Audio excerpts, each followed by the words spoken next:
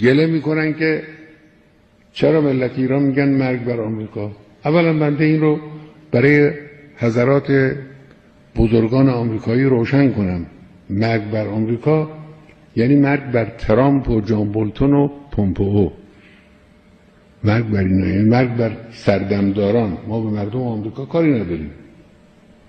مرگ بر آمریکا یعنی مرگ بر شما چندتایی که اون گروهی که دارید اداره میکنید کشورتون رو.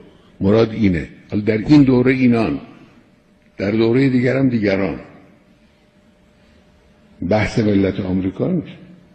ثانیاً تا وقتی که دولت آمریکا و رژیم آمریکا همین شرارت، همین دخالت، همین خباثت، همین رذالت رو در اعمال خودش داره، این مرگ بر آمریکا از دهان ملت ایران نخواهد افتاد. من